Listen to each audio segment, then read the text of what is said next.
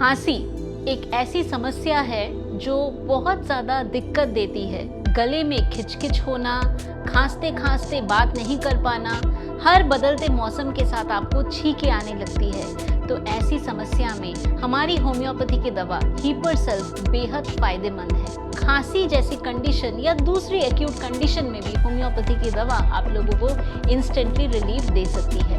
ऐसी ही और जानकारी के लिए आप जा सकते हैं मेरे YouTube चैनल पर। अपॉइंटमेंट बुक करने के लिए जाए मेरे वेबसाइट drarpana.com पर।